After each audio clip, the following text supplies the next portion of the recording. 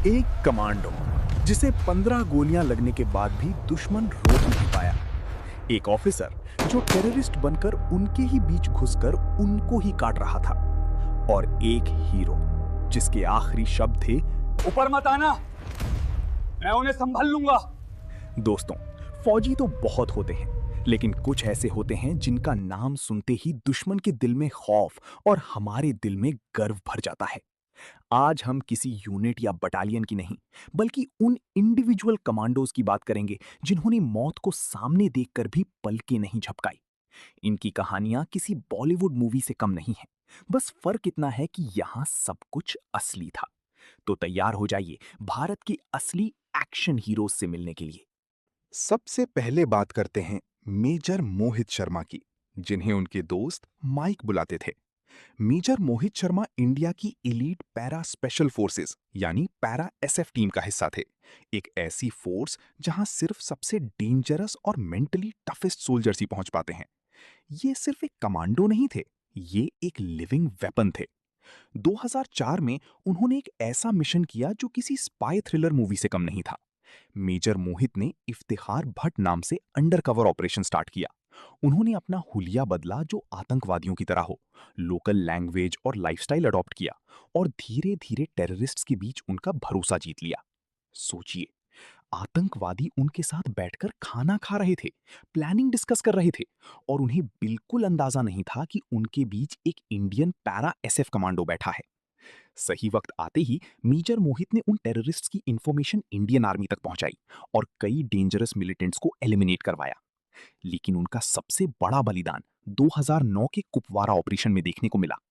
घनी जंगल, अंधेरा, हर तरफ फायरिंग। ऑपरेशन के दौरान जब उनके दो साथी बुरी तरह जख्मी हो गए, तब मेजर मोहित खुद गोलियों के बीच घुस गए। उन्होंने कई टेररिस्ट्स को ढेर किया, अपनी साथियों की जान बचाई, लेकिन खुद शहीद हो गए। उनकी इस वीरता के लिए उन्हें मरणोपरांत अशोका चक्र दिया गया। मेजर संदीप उन्नीकृष्णन एनएसजी यानी नेशनल सिक्योरिटी गार्ड का हिस्सा थे। एक ऐसी इलीट फोर्स जिसे तब बुलाया जाता है जब सिचुएशन आर्मी और पुलिस के कंट्रोल से भी बाहर चली जाए। याद कीजिए, 26 नवंबर 2008 होटल ताज पर हुआ हमला। मुंबई जल रहा था। ताज होटल के अंदर धुआं, एक्सप्लोजन्स और गोलियों की आवाज गूंज रही थी। लोग अंदर फंसे हुए थे, डरे हुए थे, क्योंकि मौत हर सेकंड करीब आ रही थी। तब एंट्री हुई एनएसजी कमांडोज की और स्टार्ट हुआ ऑपरेशन ब्लैक टॉर्नेडो, जिसको लीड कर रहे थे मेजर संदीप उन्नीकृष्णन। ऑपरेशन के दौरान एक कमांडो को गोली लग गई। मेजर संदीप ने बिना अपनी जान की परवाह किए उन्हें सेफ जगह पहुंचाया। लेकिन उसके बाद वो अकेले ही टेररिस्ट्स के पीछे होटल के अंदर घुस गए। उनके आखिरी शब्द थे, ऊपर मत आना, मैं उन्हें संभाल लूंगा। सोचिए, कितना हिम्मत वाला इंसान होगा जो मौत को सामने देखकर भी सिर्फ अपनी टीम और सिविलियंस के बारे में सोचे।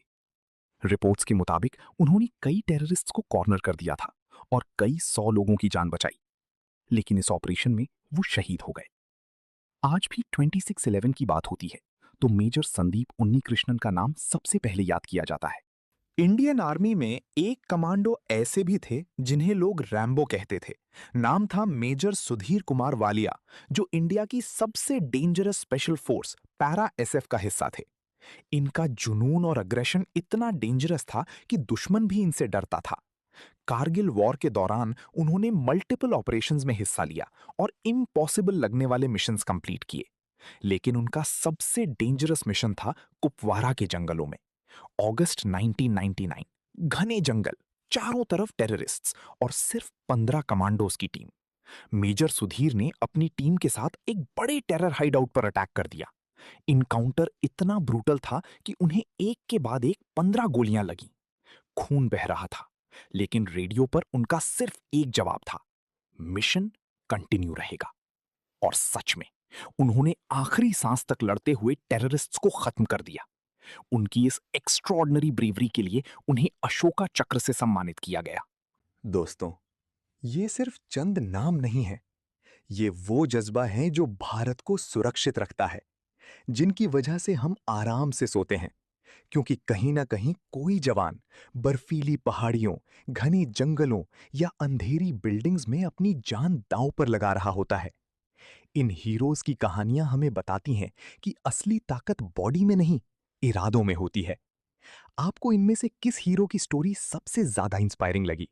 कमेंट में उनके लिए एक जय हिंद जरूर लिखिए। वीडियो पसंद आए तो लाइक करें, शेयर करें और डेली जीके को सब्सक्राइब करना मत भूलिए। मिलते हैं अगले वीडियो में। जय हिंद, जय भारत।